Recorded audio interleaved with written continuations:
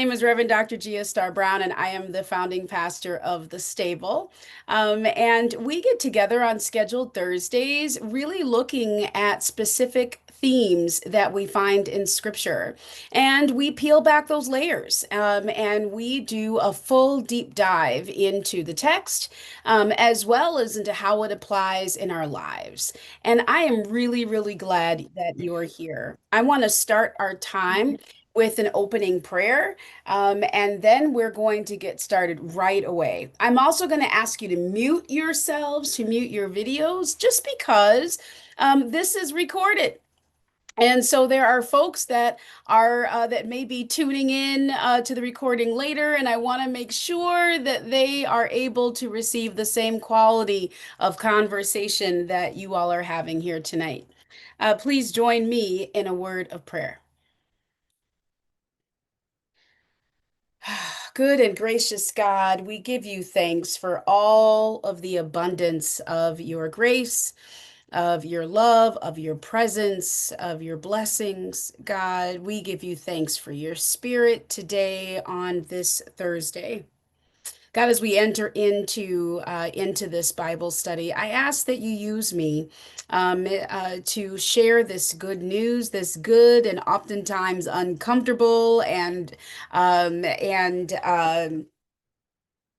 hard to hear message that we're going to be sharing tonight. God, use me to be able to articulate this good news and help us to listen in new and different ways. Give us the courage to ask some of the tough questions that may be bubbling up to the surface, God. And I pray that we leave this space changed, that we leave this space in a different way than the way that we came in. We trust you, God, and we love you. Then all of God's people said, Amen, amen, and amen. It's really good to see you. I'm glad that you're here. I'm going to change my viewpoint here so that we can all see the same thing together. And we are digging into the first session tonight of decolonizing Christian education here at the stable. This is a very big topic, I have to tell you that. I wrestled with how we approach it. Where there's so many ways to talk about this. What does it look like? And I'm going to show you in a moment what we came up with, or what I came up with. The first thing I want to do is just make an announcement and let you know that we have an anti-racism text study that is being added to the Stables platform. I'm very excited about this. Reverend Dr. Amy Appel is a pastor and is also a board member of the Association of White Lutherans for Racial Justice in the ELCA, the Evangelical Lutheran Church of America. And together we have led this anti-racism tech study bi-weekly for almost a year. And now we're packing it up and moving it over here to the stable. It'll start October 7th. I'm so excited that so many of you have already registered. I'm looking forward to seeing you on Tuesdays from 12 to 1 starting October 7th. So we won't be meeting bi-weekly anymore if you attended those sessions. We'll be meeting weekly. So you can bring your lunch or your tea or right, get ready for some great conversation. I'm excited for what Dr. Amy brings to these conversations. I learned so much, and I'm excited for you to meet her and to learn from her as well. So one of the things that I always lift up, this is one of my favorite images. It just really talks and kind of highlights how I'm hoping we'll share this space together. I found this really fun poster called Lily Silly Billy. And I just love some of the ways that the kids are being themselves, right, as kids, and also in ways that we can see some of the same elements that we teach our kids. We need to make sure that we also honor ourselves. And so we're in an online space, which means that I'm asking that you find one on this poster that really speaks to you, whether it is no bullying, whether it is being kind, whether it is listening to your teacher, hopefully that's always one that you have, whether it is sharing, right? Or waiting, or even waiting in line. We will have time at the end of our discussion, of our conversation, to be able to share thoughts and feedback. And so I'm really looking forward to what's coming up in your mind and what some of this topic, these conversations lift up for you. So I'm looking forward to that. And if you are part of the group that is watching online after, so you're not watching live, you can also send me an email with your questions. Several of you do that already. And I'm more than happy to answer those questions in that way as well. I'm so glad that we have these multiple modalities, right, for us to be church and for us to be humans together. I'm really excited about that. So we are diving in just to kind of let you know that when we're talking about decolonizing, we really are talking about decolonization from a holistic perspective. So I'm talking about not only which is still a big deal, but not only material things, tangible things like land, right, and property, but I'm also talking about the ways that colonization really does impede our spirituality, our language, our living, our relationships, our sense of self, right? And so we're talking about all of that during this session, looking at scripture through this lens. And part of that, get ready, welcome to my brain, is looking at this. I created this kind of tool for us to see how we're going to embark on these 6 weeks together, what this looks like for us. As I started to think about what are the different areas, of vulnerable populations in our country here in the United States. And I say that because I'm aware there are a couple of viewers that watch from outside of the United States. So I'm literally talking about the United States right now. And I'm looking at all of the vulnerable populations that we see here in our nation. And it's way too many, sadly, than to do one per week for 6 weeks. There are a lot of vulnerable people that are living in our country right now. And so one of the things I decided to do was in my brain, welcome to my brain, I decided to look at this from an umbrella perspective, saying that there are certain elements that we can see, kind of specific groups, but from an intersectional lens, a lot of us, most of us, we are more than just one thing. There are multiple aspects and facets of our identity. And so as we are discussing, oh, let me hit admit.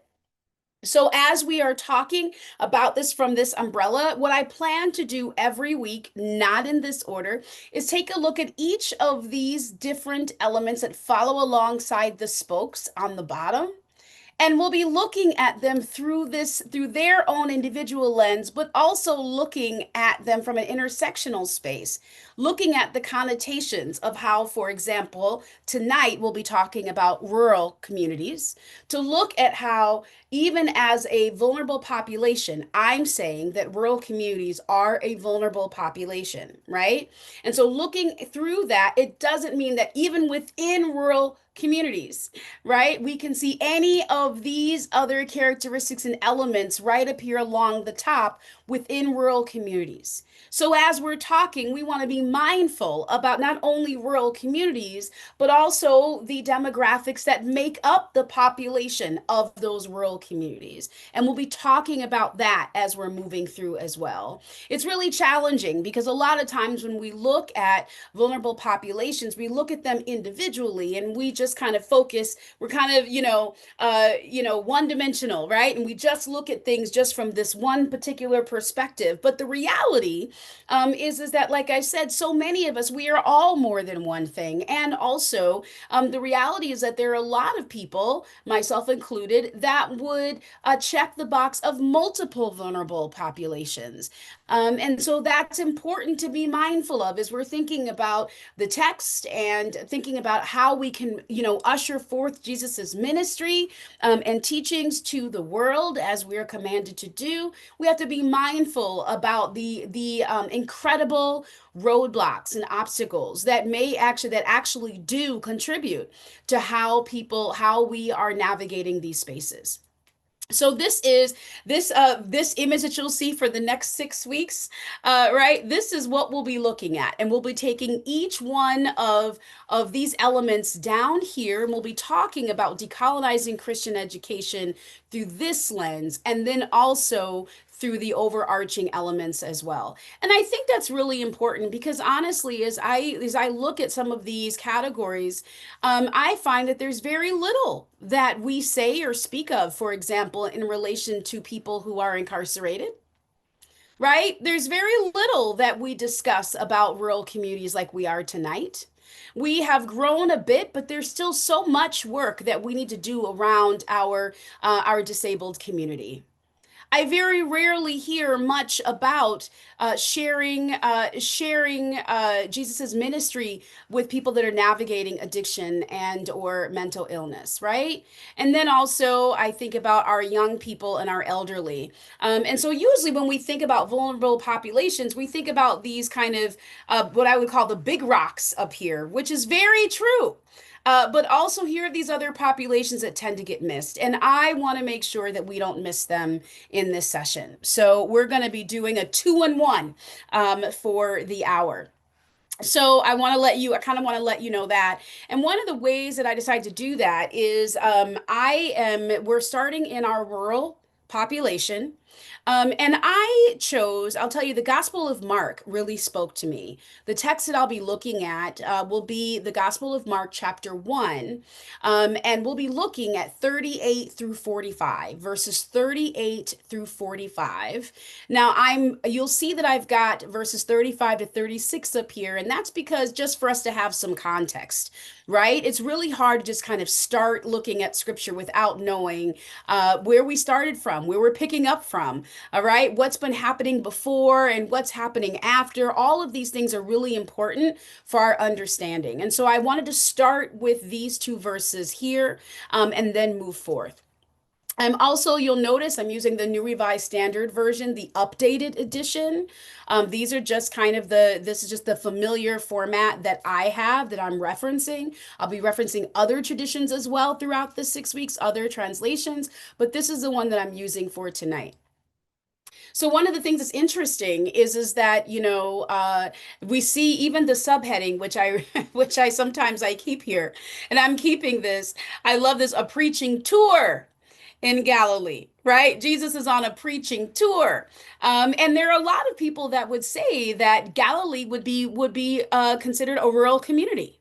Right, there are a lot of people that would say that Galilee was a town that was much smaller than say Jerusalem, where that was the happening community, right?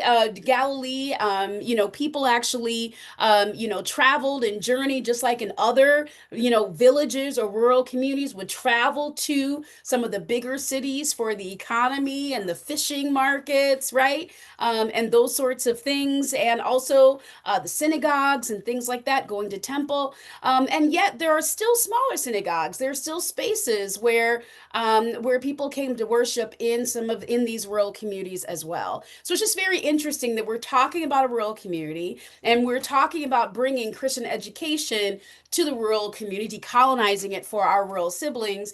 And yet there are so many times when we don't consider the fact that even Jesus, the one who we worship, came from a rural community. So let's look at these first two verses, and then we're going to move through and I'll read through the other verses as well. In the morning, while it was still very dark, Jesus, got up and went to a deserted place, and there he prayed. And Simon and his companions hunted for him. They went looking for him, right? They woke up and he wasn't there.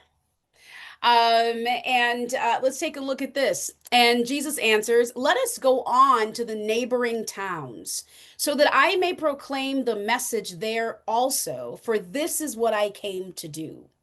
And he went through all Galilee, proclaiming the message in their synagogues and casting out demons.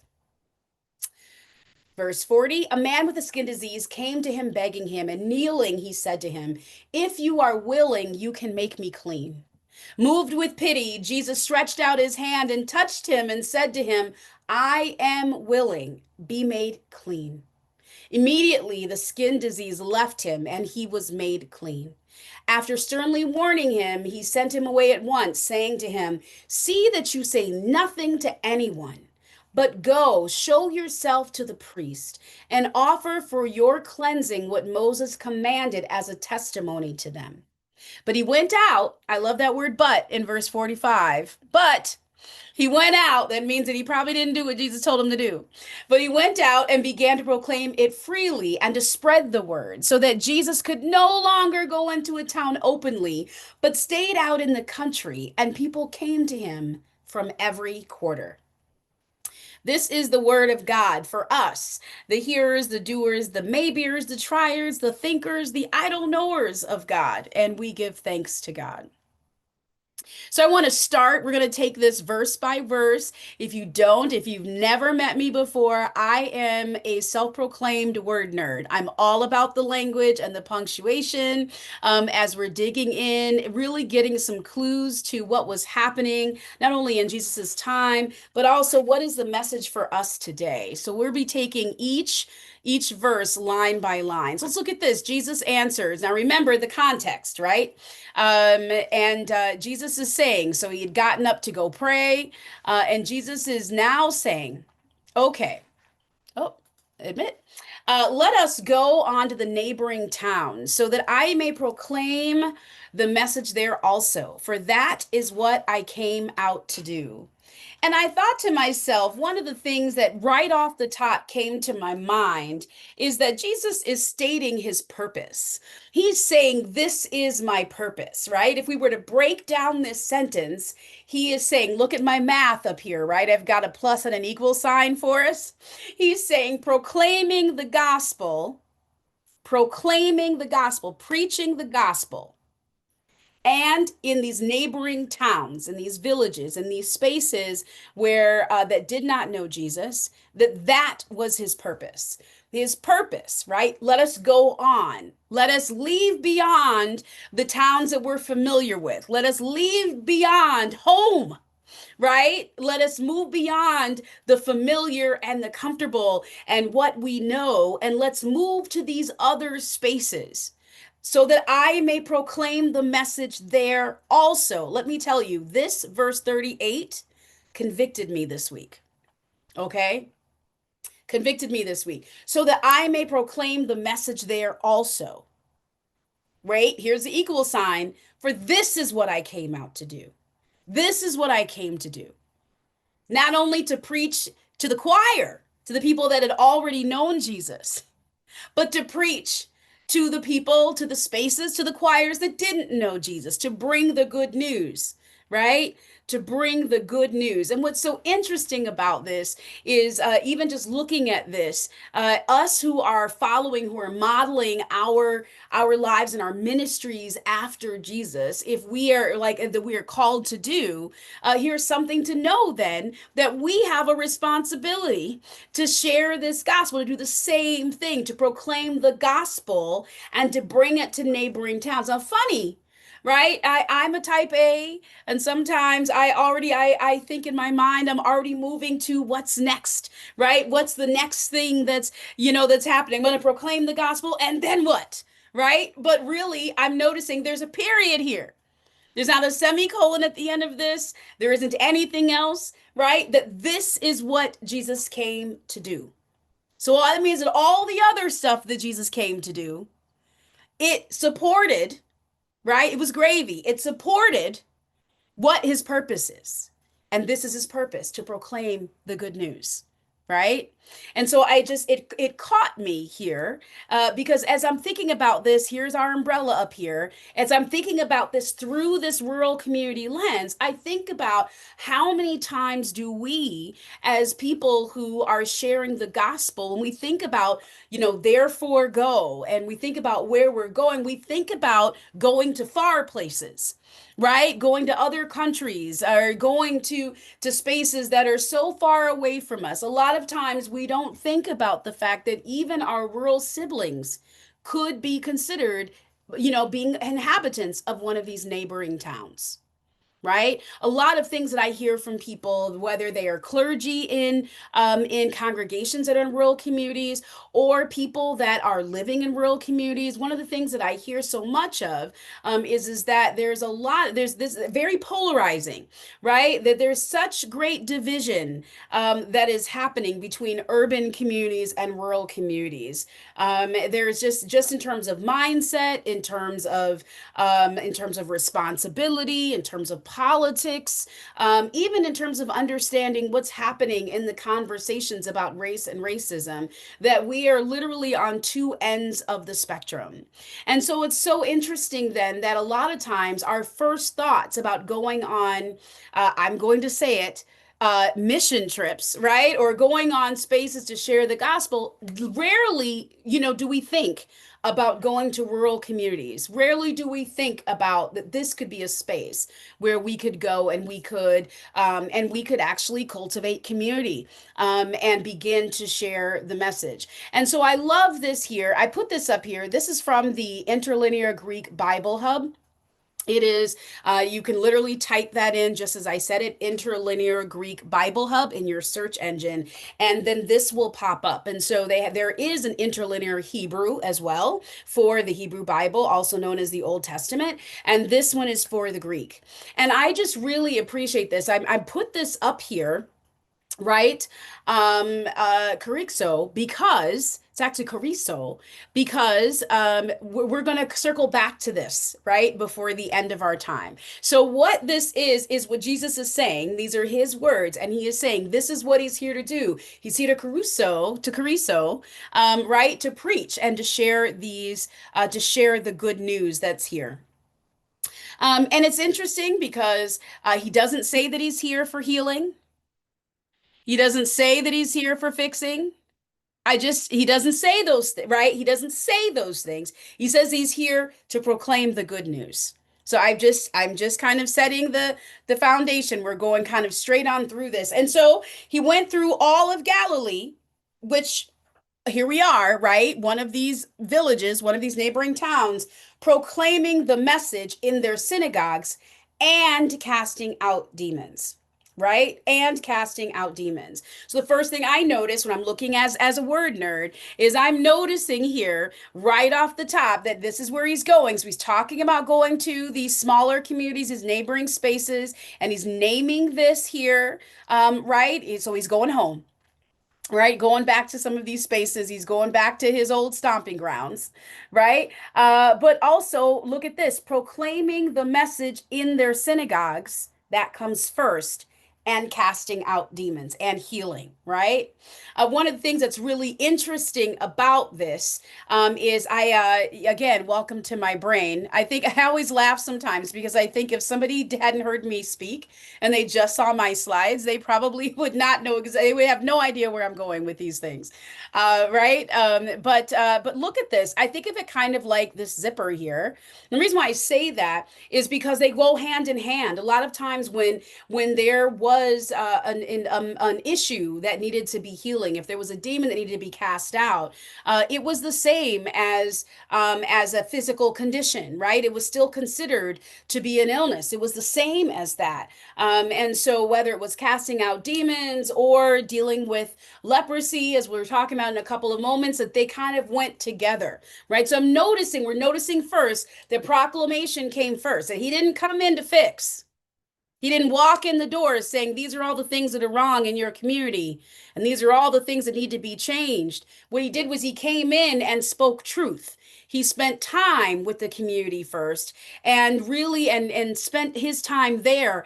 And then we hear after that came, right, casting out the demons. But his focus was on sharing this good news. And what I found was interesting is that it can be when I talk to a lot of people about going into spaces where they're like into some of these divided or polarizing spaces, there is concern about, there's fear about speaking truth and about talking about justice. And I lead an anti-racism cohort for rural pastors here in Minnesota. And so we get together once a month and we talk. And one of the things that has been a challenge has been we want to speak up about these things, but the minute the word racism comes out of our mouth, people get up from the pews and they may leave, or there isn't much of an interest. That there's even challenges in some spaces where the belief is that where there is a disbelief that racism even exists, that it's even a real thing, right? And so just recognizing that here Jesus is sharing the good news.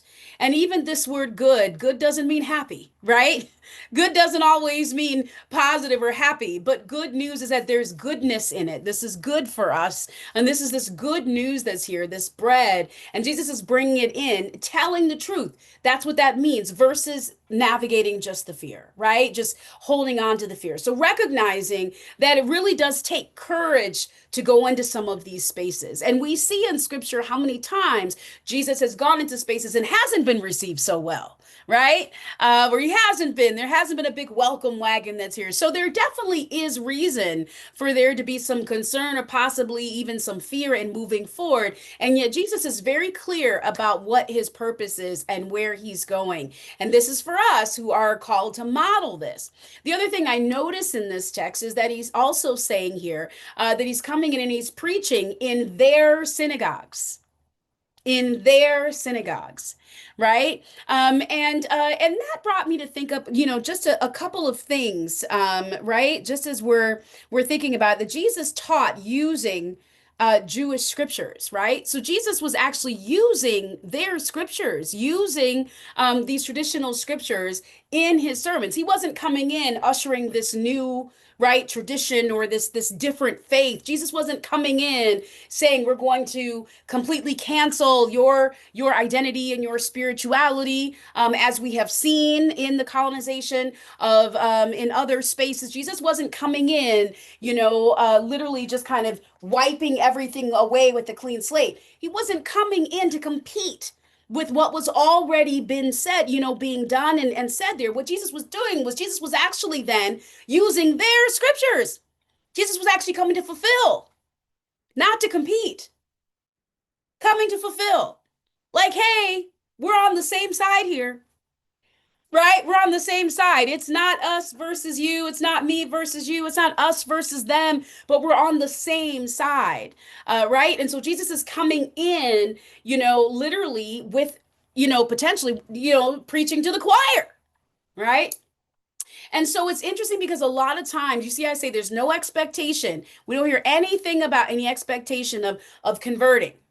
A lot of times when we go into spaces and we want to share the gospel, even with our local neighbors or other people that, we want to share, there tends to be an idea that it is our job to evangelize, meaning to convert, to bring people into church, to bring those things. But here's the interesting thing is Jesus didn't say that, right?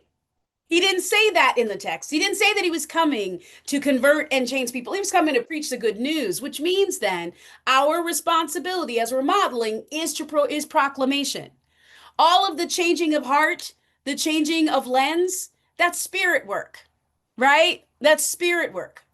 And so we're just noticing here that even back in biblical times, they took just as seriously physical ailments as well as spiritual ones. And both of them were legitimate and were really important, right? To be able to address. In my doctoral studies, I read this book by Mary C. Boyce called Has God Only One Blessing? And it was just interesting because, this idea that has oftentimes happened is, I don't know about you, but I have, oftentimes heard the rhetoric, right? That is Christians versus Jews and, Christianity versus Judaism. And, we're putting ourselves against each other. But what I love about this, even what we're seeing in this verse 39, is that is not the goal, that we don't have to fight over the same piece of pie, that there really is enough pie for everybody with this, right? There's enough of God for everyone. And so this is what Mary C. Boyce is talking about here, is talking about Judaism. Look at this word here as a source of Christian self-understanding, right? Judaism as a source. That talks about the relationship between Judaism and Christianity, that they are connected. So even as Jesus is coming through, Jesus is not coming to wipe clean all of the slates and to say as he comes, hey, I'm here. And so everything you have learned, everything you know about God, wipe it all away. Jesus came to fulfill the scriptures, not to create new ones, right? Um, and so this just another, I'm always tossing out resources. And so another one to be able to kind of I want you to take a look at it. And also recognizing this is really important because if we're talking about healing, you see that he heals after he preaches, after he proclaims, after he shares the truth, then healing takes place after that. And so many times here we are because we already know the next step. I don't want to say how the story ends because it really hasn't ended yet, right? But we know what happens with Jesus. We know, how this story goes. But for people who are moving through and may not, for example, may not know Jesus and coming through, the thought is that we can't come in so many times because we know the story, we want to rush to the end. We know where we want to go. So we just want to rush to get there. Can we get there now? But there has to be time, right, to build understanding and to build relationship before that healing takes place, before people are actually in a space to be healed. There has to be this relationship. There has to be some understanding first. And so oftentimes we want to do the reverse, don't we? We want to go in and we just want to fix. Like, let's just get to the thing. And isn't it interesting that it's even we what we believe needs to be fixed, right? Is what we say needs to be fixed. What we say is wrong or what needs to be changed. But we oftentimes go here. And so we're even looking at the fact that Jesus is honoring the value of relationship and education, right? And those are two of the building blocks that lead that transition and lead toward healing, right? That lead toward these things. But these are the building blocks here. And I'm running this into the ground like this because it isn't just about our time in rural communities. Even our ministries, we tend to just look at the end goal, and this is where we want to go, right? So I want us to kind of be mindful about this. Let's move on to verse 40. A man with a skin disease came to him, begging him, and kneeling, he said to him, if you are willing, you can make me clean. Right? So, right off the top, we're seeing that he's in this space. And here's someone who comes to him, meaning that if someone comes to him, asking him, right, and saying, if you are willing, you can be made clean. That lets us know that this person, that this individual knows who Jesus is and knows what Jesus can do. Right? It lets us know that he knows that. He didn't go to the gas station attendant. He didn't go to his next door neighbor, Bob, right? And say, if you can do this. He actually goes to Jesus and he says, if you are willing, you can make me clean. So he is aware of who Jesus is and his identity. And what I really love about this, I'm telling you, this is, if you can't tell how passionate I am, this has rocked me this week. Um, when and I'm going to slow this down a little bit. I know a lot of us may already know this, but let's talk about this. We know that in biblical times there were people that were in society and there are people that were out, right? And the people that were on the outskirts of society, literally, like not just figuratively, but literally were cast and were sent away, were people that were considered to be unclean and contagiously unclean, right? And so people that were cast out. That's where we get this terminology of being on the margins, right? And being outcast. They were cast out because they had some ailment or some condition that was deemed by society, by societal leaders, to be contagious or to be unsafe, and so they were sent off into this space. So here is this man with a skin disease who comes to him, which means right? That if he's coming to him, either Jesus is in the outskirts, is journeying through the outskirts, or here's this person who's courageously dipping his toe into community when he probably shouldn't be there. And this is the reason why I kept my circle open right here, right? Because we're not so sure, right, which way this goes. But here this is, and so this man comes with this skin disease, so he is already considered to be on the outskirts. And not only is he on the outskirts, I want to slow this down a bit. Not only is he on the outskirts because of his condition, but let's look at like what happens. What he's saying is, if you are willing, you can make me clean. And making him clean, healing his skin condition would mean so much for him, right? It would mean that he actually gets to come back into the circle. He gets to come back to community. There's connection that's here. Synagogues and worship, right? Because people who were cast out could not even worship. So he's cast out, and look at all of these things. So when he's saying you can make me clean, it isn't just about healing what ailed him on the outside, but he's saying, oh my goodness, I can actually have my life back. I can have this engagement and this connection because I'm cast out.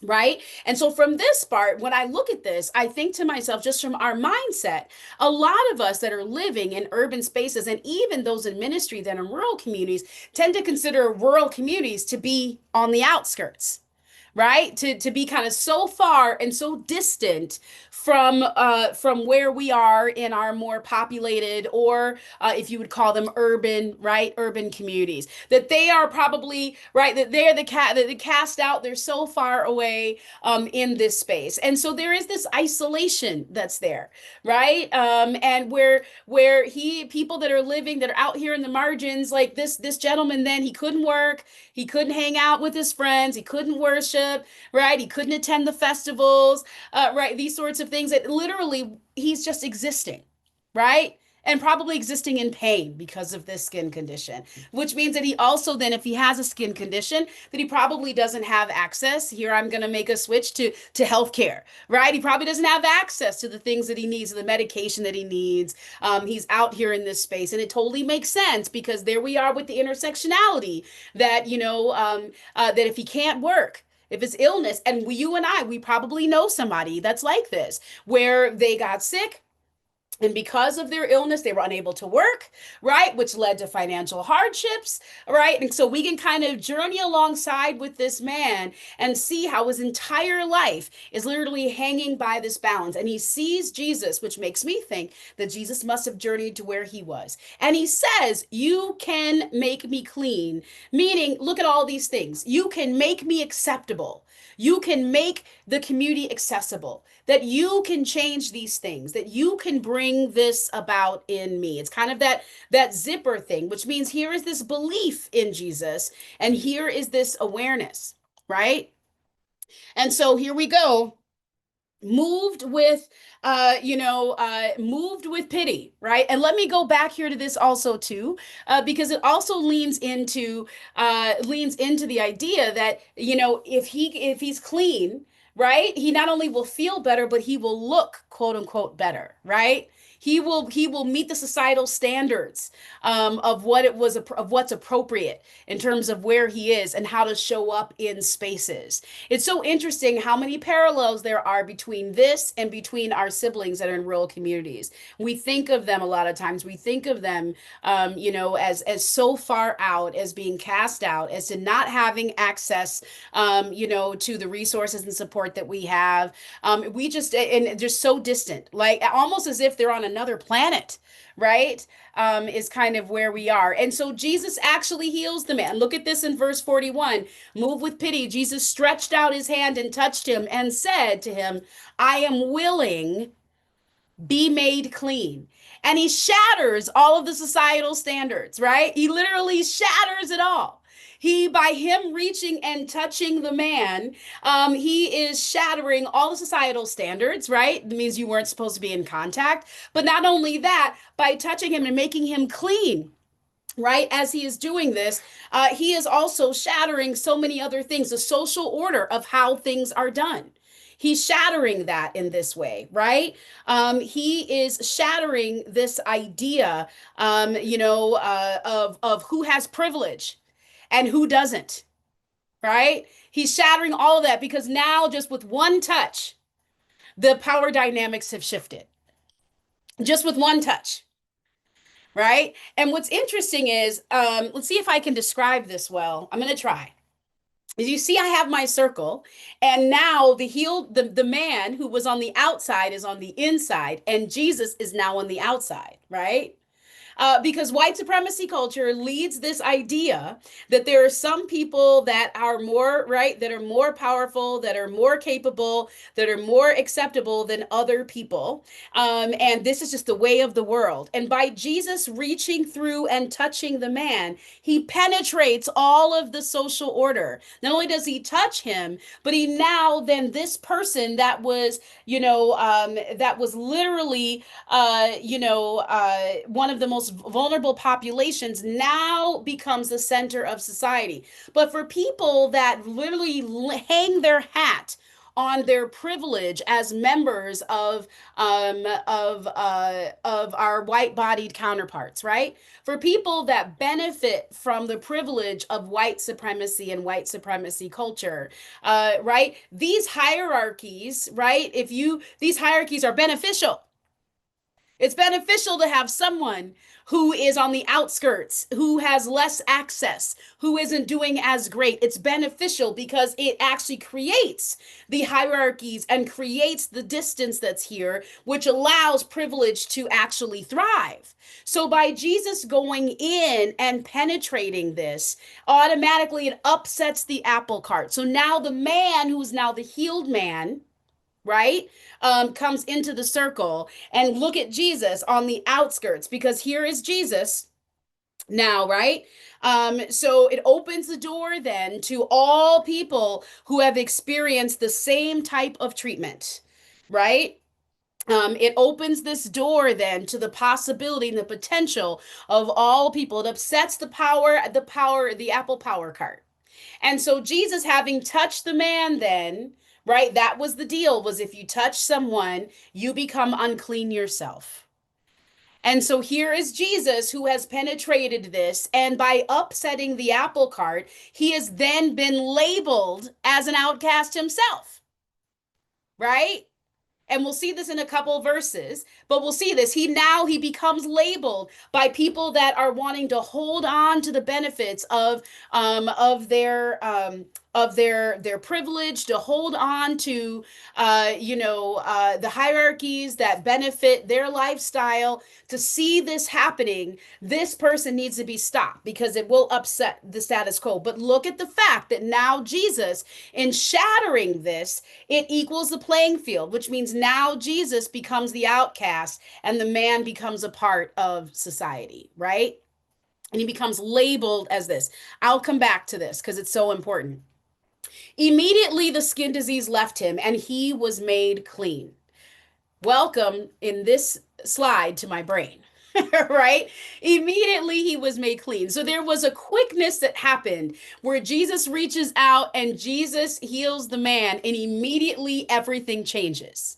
And it just reminds me of how often we think that if we just come in and show up for 5 minutes or one time or that holiday or that event, and we go to certain spaces to have, ministry or to connect, we assume that that one engagement has changed everything.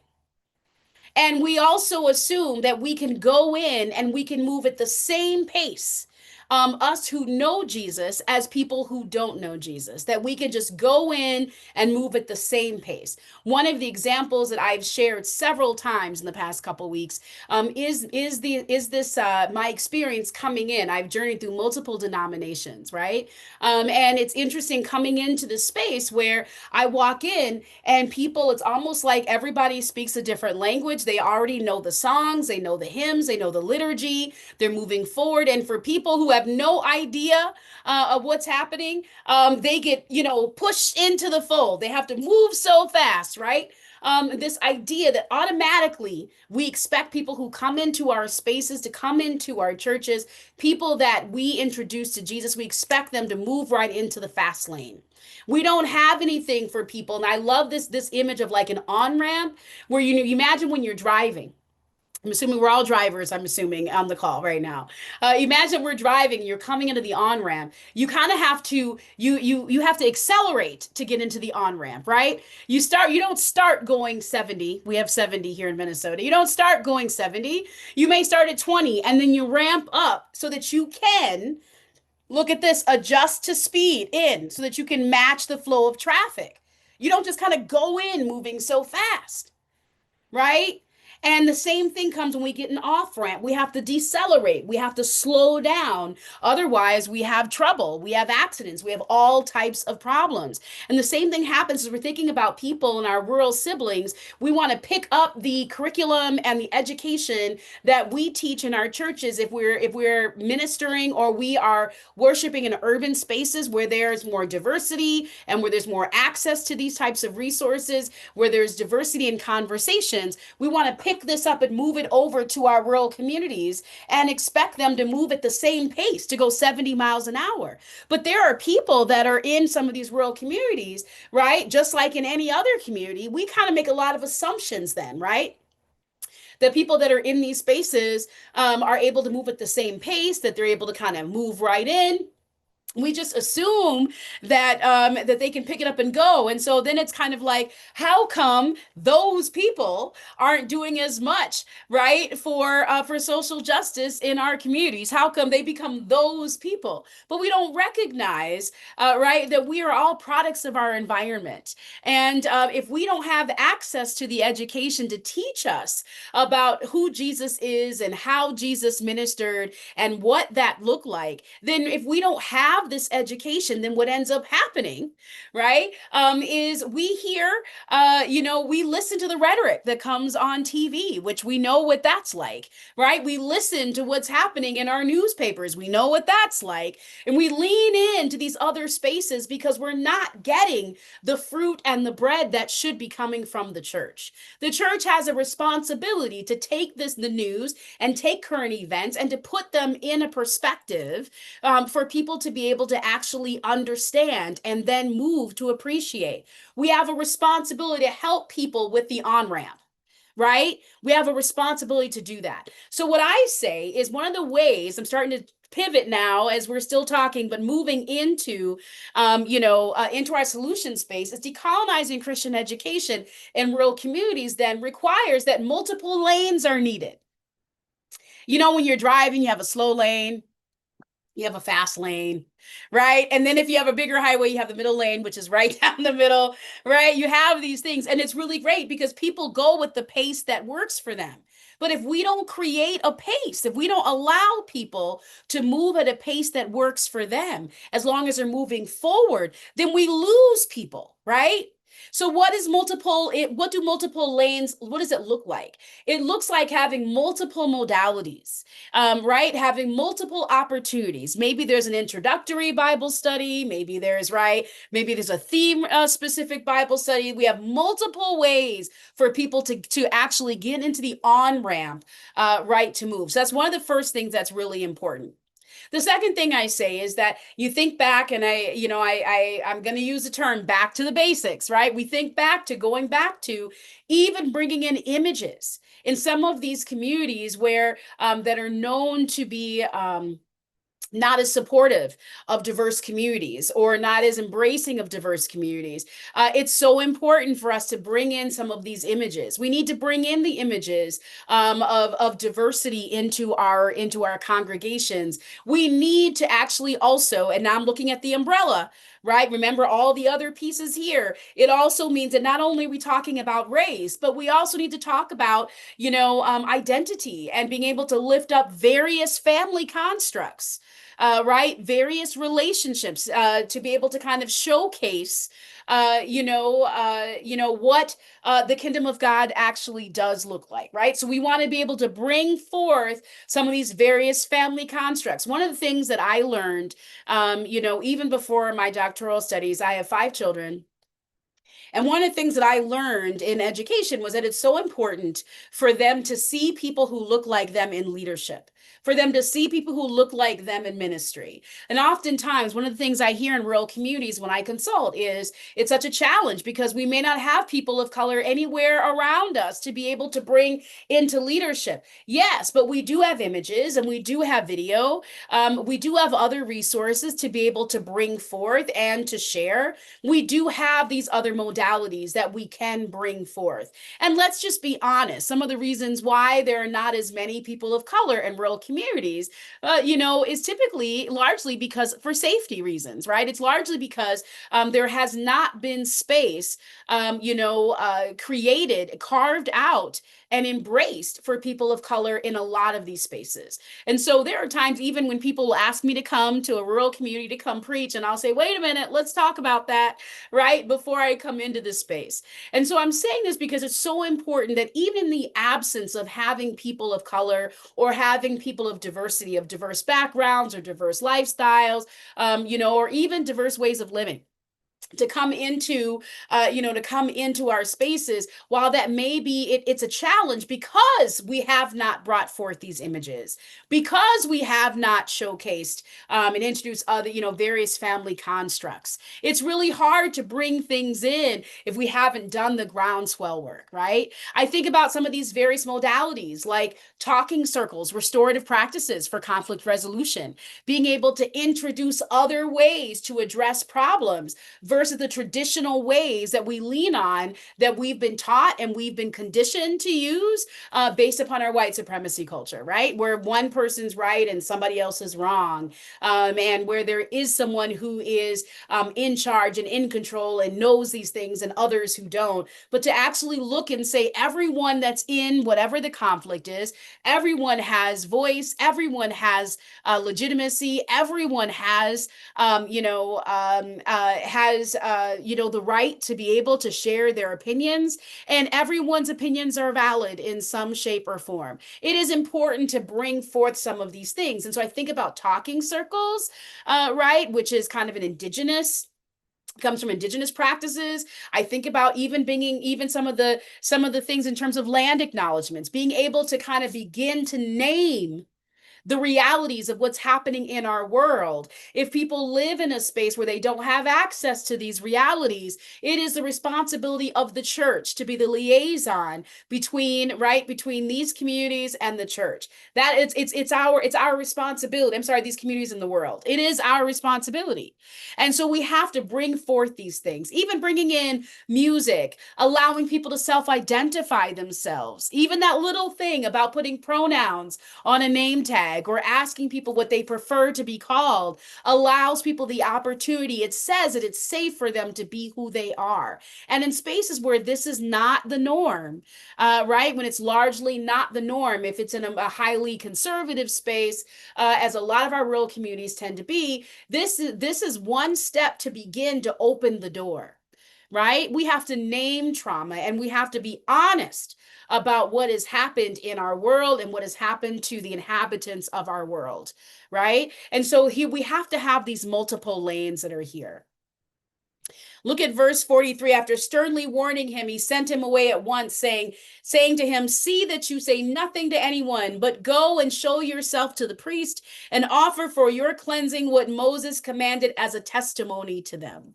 And I remember reading this verse when I was younger and not understanding, why would Jesus not want for people to know this incredible healing miracle that he had done in making this person clean?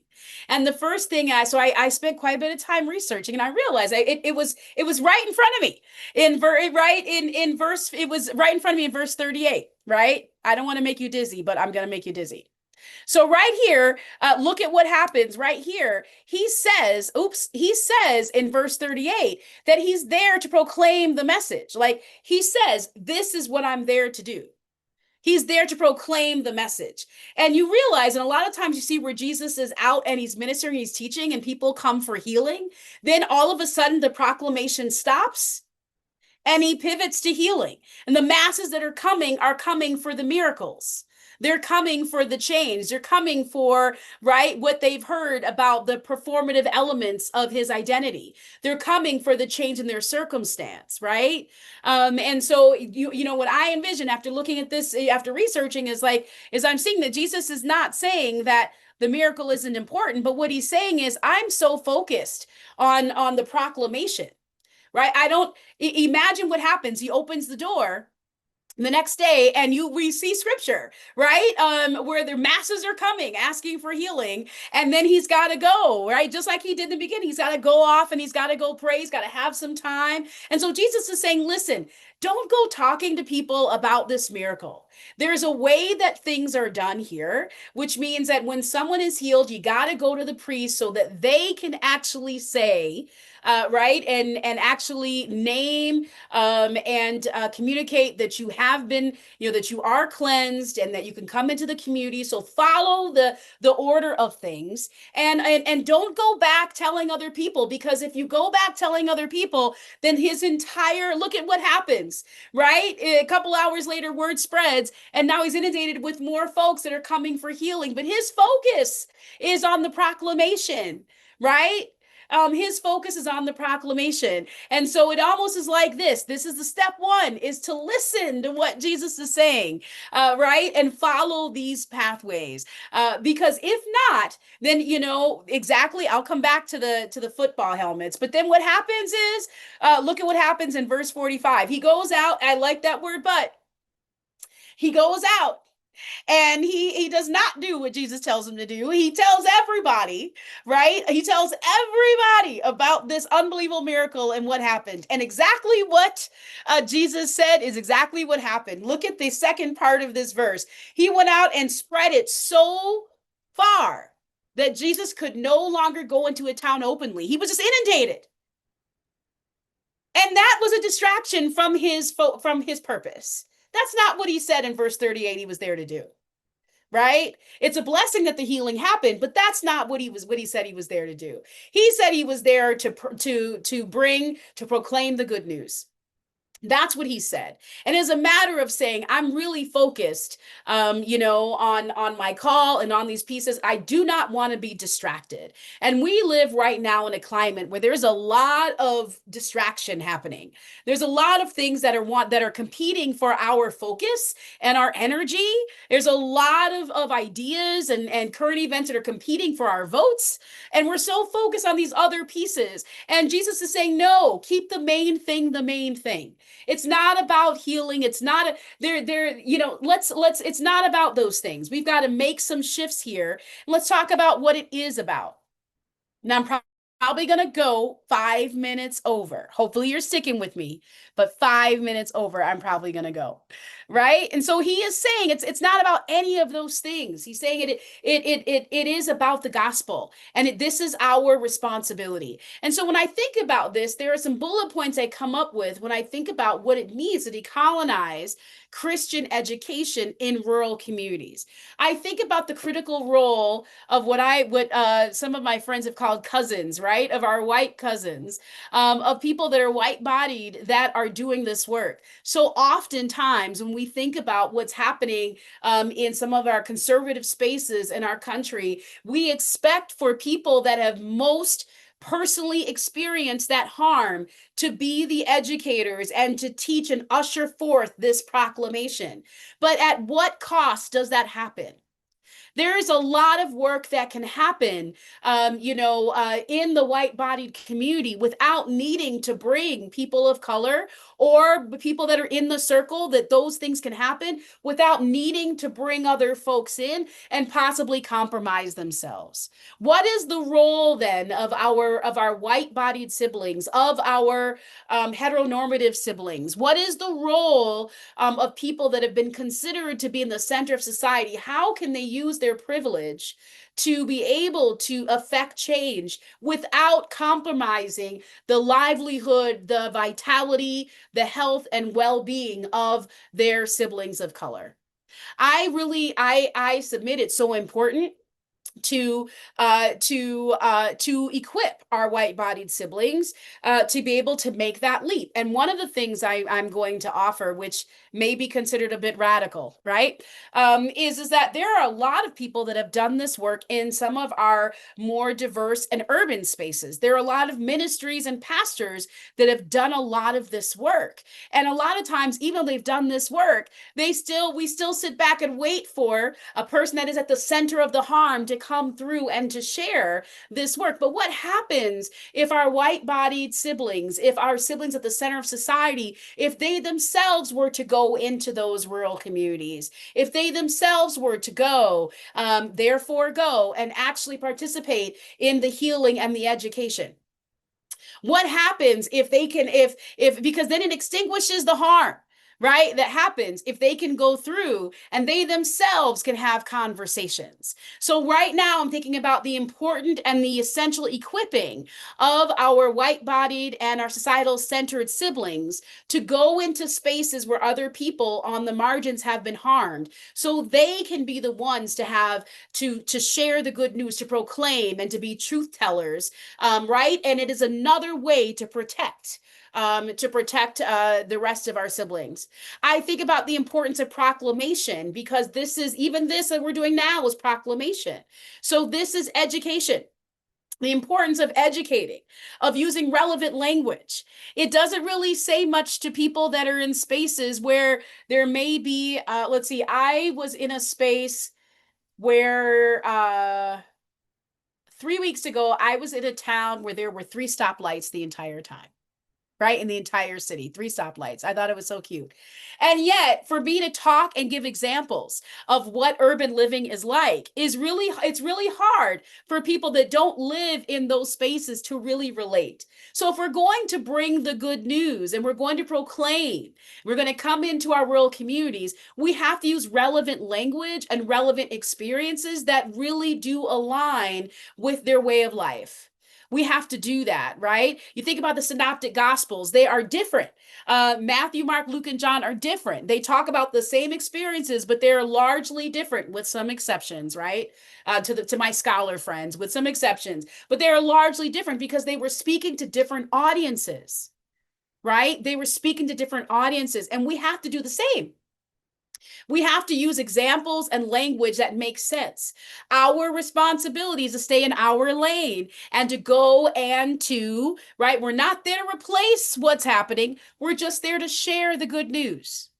We're not there, and we're going to let God do what God does. I think it's so important in decolonizing Christian education is also to consider cultivating authentic relationships, not just local, but also beyond, right? I'm thinking about what happens in our rural communities when our ministries are kind of, isolated and by themselves. There's no reason why some of these communities, even in our rural ministry settings, can't reach out to a congregation of color and have a conversation about the curriculum they're using, or to be able to hear a little bit more about how they're bringing information and sharing news in their communities. There's a way where we can kind of begin to cross pollinate these spaces by looking at who are our AME siblings reading, what are they studying, what's happening in our Black Baptist churches, what's the curriculum they're using for CYF, what are the conversations that are happening there, what are the images that they use in their communities that we can bring in to where we are. We don't have to reinvent the wheel. All we have to do is cultivate relationship, right? We just need to cultivate relationship, right? We have to then build trust and then share conversation. We can't walk in with a fix it mindset. This is where my chicken and the egg thing starts here, right? Like we can't just move forward in that. We've got to start by establishing, cultivating relationship and establishing trust. So then eyes and spirits are open for us to be able to have the hard and the challenging conversations that will bring about change, right? We have to do that. It's so interesting because, a lot of times Jesus very rarely said, right? He didn't walk in with his crown and say, I am the Messiah.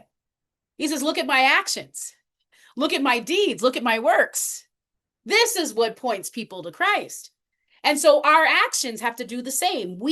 If we are in congregations or in communities that have access to more diversity, to more diverse relationships and diverse materials, we have a responsibility to share that information with our rural siblings and to participate in that sharing of the gospel. Going and sharing the gospel it could mean going to the other corner of the world. It could also mean going next door, right? If we need to, and it could mean going, 50, 100 miles to our rural communities.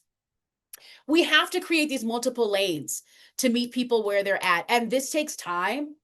This isn't something that changes overnight where we can go in and put up a whole bunch of images in our churches or in our homes and then expect that the next day it will change. This takes time to build trust and community so that we can see some of the changes that are happening, the things that we want to see. And so decolonizing is all of this. It is having the real conversations. It's allowing people to self-identify who they are and how they would like to step into the room. It is about looking at our conflict resolution and our music and beginning to interweave other elements of worship that other cultures and communities use into our worship. It is beginning to have the hard conversations and naming Jesus for who he is, and especially in conservative spaces, and naming that that Jesus not only was an immigrant, but Jesus also was a victim of oppression. That the person that we worship doesn't look like every single person sitting in our pews.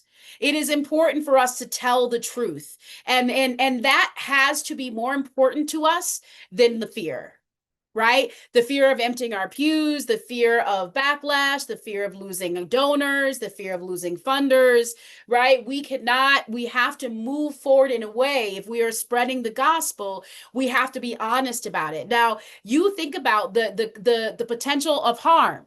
Let's say, for a person of color to come in and say that Jesus was brown skinned versus someone who is white bodied and similar in appearance to the people that are in that community, and them sharing that information.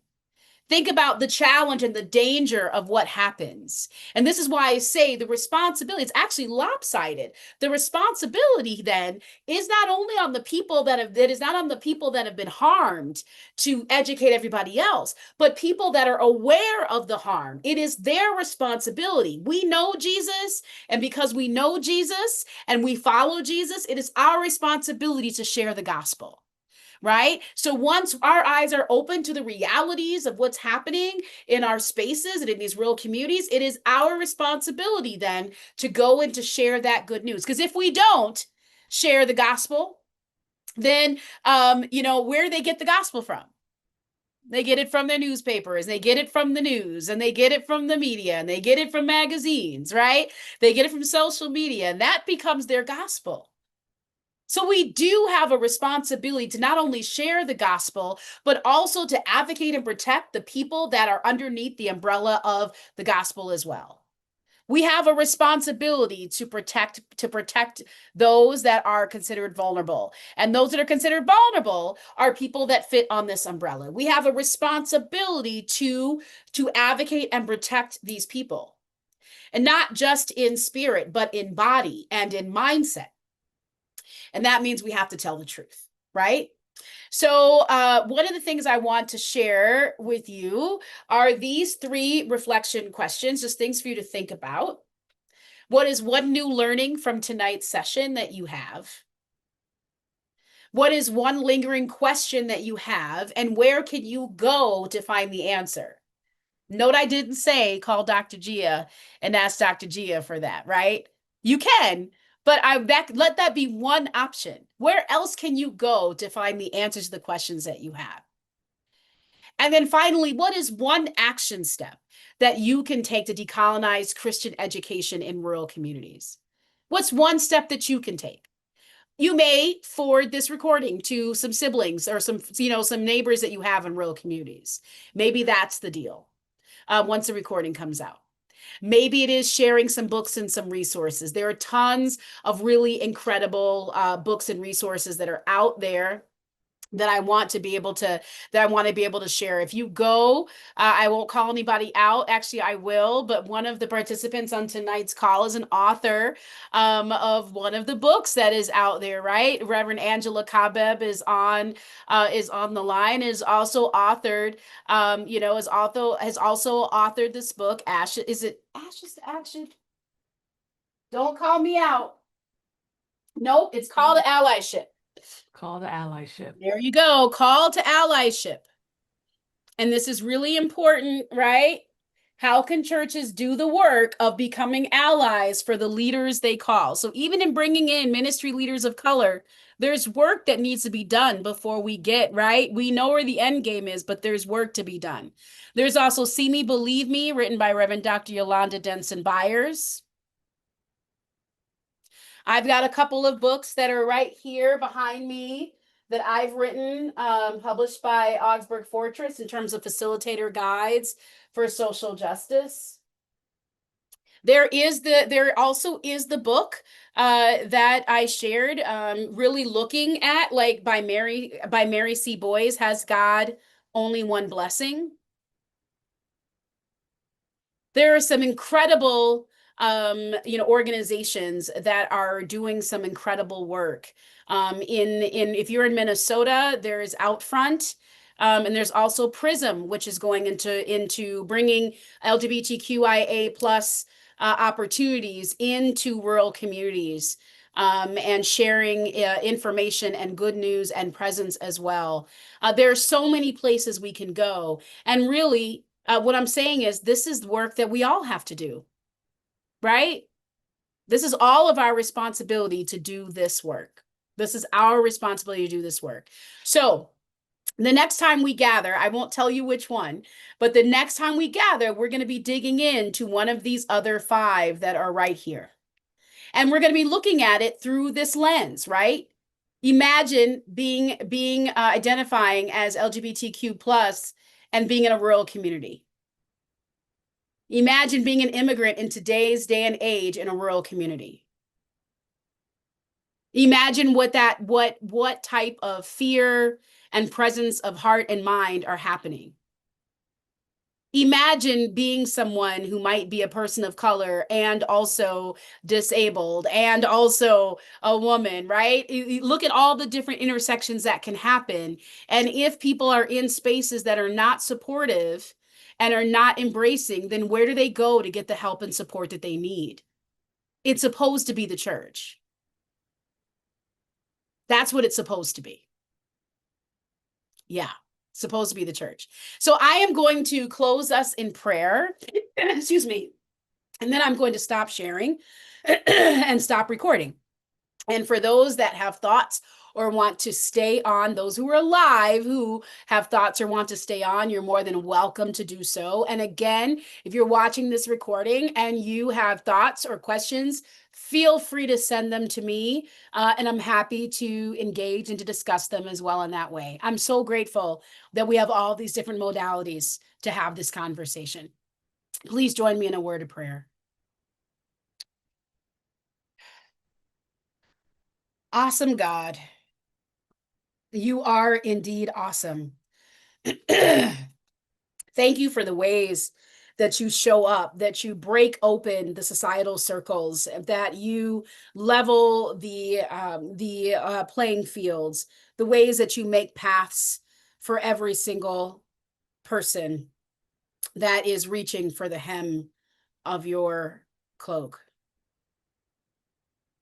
God, I ask that you be with us as we wrestle with so much of this information, these new concepts. I ask that you open our hearts and that you convict us in the spaces, in the areas where you would like us to be. God, help us to be advocates and defenders of your word, and of those in your kingdom that are also advocates, defenders, receivers, participants of your word, which is everyone. Everyone falls underneath the category of people you love. So help us to love people the way that you love us. We need you to do this work, God. It's so big and it's so mountainous and it's so hard and it's so rocky. And there's just so many things that tell us that we shouldn't be doing this work. And so we need for you to quiet those outside, external, hierarchical voices. Speak plainly.